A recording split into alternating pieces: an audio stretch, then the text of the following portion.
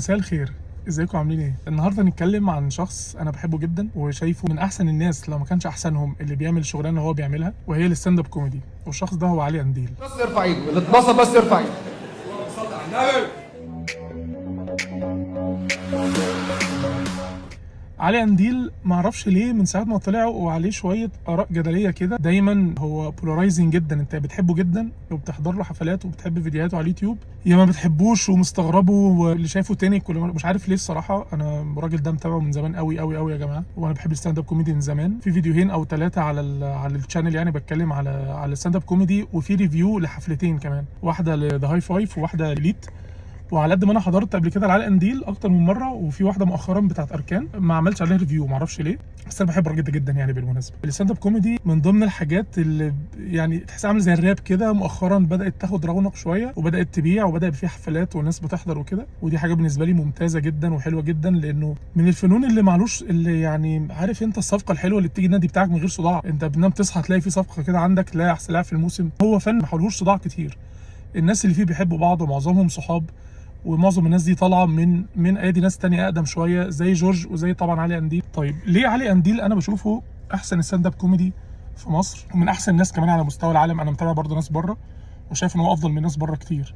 لان يا جماعه علي قنديل اول حاجه علي قنديل بيعمل حفلات مدتها مش يعني، انا مش عايز اصعب قوي الشغلانه لان في شغلانات اصعب بكتير طبعا من انك تطلع على مسرح وتتكلم، بس حاجه صعبه جدا من الناحيه الفنيه ومن الناحيه الذهنيه ان انت تعرف تواكب الموضوع اللي انت بتتكلم فيه وتواكب الجمهور وتهزر معاهم وتهزر شويه عليهم لو حد كان بيستظرف او كده. بيعملها لمده يا جدعان، في حفلات حضرتها انا فوق الساعه والساعه وربع والساعه ونص. يا جماعه دي حاجه صعبه جدا جدا جدا. وطبعا علي قنديل راجل مسرحجي بشكل زي ما قال الكتاب. انا بحس ان علي قنديل كده هو اشرف عبد الباقي بتاع الستاند اب كوميديانز. هو طلع ناس كتير قوي من تحتي ولسه بيطلع ناس من تحتيه. في ستاند اب كوميديانز دلوقتي اللي هم التوب على الساحه كانوا طالعين من تحت ايده. بس تكنيكلي علي قنديل عنده درجه من قوه الارتجال انه يطلع بافيهات. انا بالنسبه لي لو انت كاتبها فانت اصيع، يعني ارتجاله قويه جدا. لو انت كاتب ده فانت اجمد لو انت كنت بارتجالها. ساعات في بعض المواقف والافيهات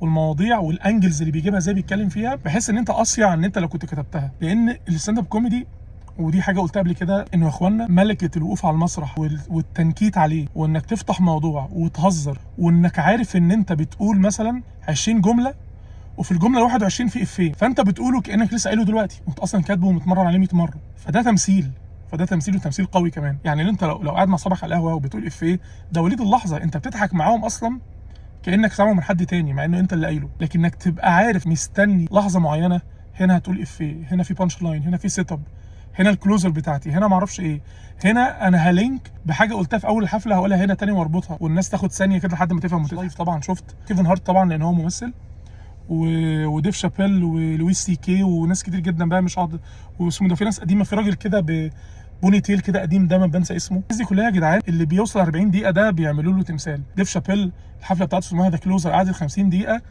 وايه عملها مثلا بعد 20 سنه هو بيعمل الشغلانه دي. علي قنديل انا متابعه مثلا من 2009 2010، ولما باسم يوسف جابه في البرنامج وانا متابع الراجل ده. في نفس الفتره شفت جورج عزمي وشفت مينا نادر، شفت صلاح الدالي، شفت وليد ابو المجد.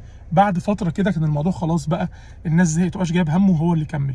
فدي درجه اصرار وتخن جلد وتباته وغلاسه، بس بالمعنى الحلو يعني، انك تعملها في وسط بجد ناس ما كانتش فاهمه هو ايه. يا جدعان لحد سنتين فاتوا انا اعرف الستاند اب كوميديز على خفيف كده، يا جماعه لحد سنتين فاتوا الناس ما كانتش فاهمه ده ايه اصلا. فدي درجه من التفاني تحترمها، حتى لو في شغلانه واحد مثلا بيرسم على كوبايات. بس يا جدعان الراجل ده صاحب افيه ان هو ما بيحبش الاطفال او مش بيرتاح معاهم قوي يعني، فقال لك الاطفال احباب الله. بس الافيه ده انا ممكن اقعد اشرح فيه هو ليه ذكي جدا وانجل جديده عمري ما سمعتها عن فكره الاطفال وحب الاطفال او كرهك للاطفال في حياتي. وعباره عن 3-4 كلمات منهم سكته، انك تقول الاطفال احباب الله وتسكت كده تقول بس. ده يعني ده مثال بسيط قوي. سيبك من قد ايه هو بيضحكك، سيب قد ايه من هو على المسرح بيعرف يعمل حاجات كده حتى بجسمه ووشه، وازاي بيعرف يقلب صوت طفل ويتريق على الرجاله ويتريق على الستات والكلام ده كله. انت عارف قال لي عارف السكه؟ قلت له بنقل لمكان هسال عليه.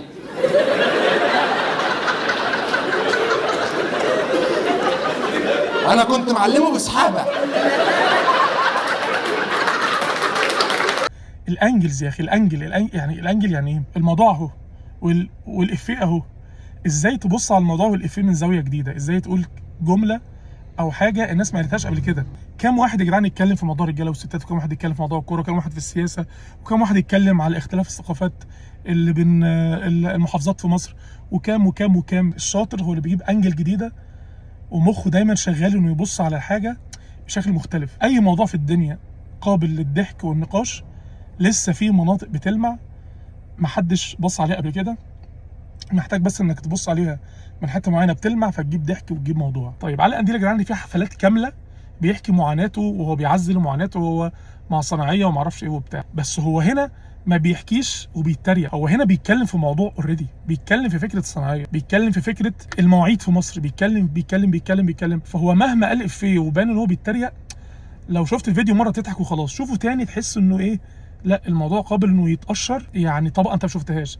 شوفه تالت ورابع تلاقي فيه افيه انت فهمته تاني. يا جدعان فيلم، مخرج على المسرح، علي قنديل مخرج على المسرح فعلا، هو اصلا مخرج مسرح طبعا، بس قصدي وهو بيسكتش وهو بيحكي وهو بيتكلم ليفل من الطاقه الله اكبر، يعني ربنا يقويه ويزيده يعني، وليفل من سرعه البديهه الجباره، الهزار مع الجمهور والكلام معاهم، لو حصل حاجه في المسرح ازاي انت عايز تقف كده وتقول طب ما انت كده تايم ترافلر. فكره ان انت عرفت تقفي على حاجه في جزء من الثانيه، فانت غالبا سمعتها قبل كده وجيت، ما مش ممكن. ما شاء الله يعني، اي حد بيحب الستاند اب كوميدي ولسه ما اكتشفش الراجل ده او لسه ما غوطش قوي معاه، لا انت يا باشا فايتك كتير. ويا سلام بقى لو تتفرج على البودكاست بتاعته وتتفرج على لقاءاته مع الناس وشوف الراجل ده اصلا دماغه اصلا شغاله ازاي. انا بحب جدا الكوميديان اللي مش بيهزر طول الوقت، اللي مش محتاج يثبت للناس كلها وفي كل الاوقات انه دمه خفيف.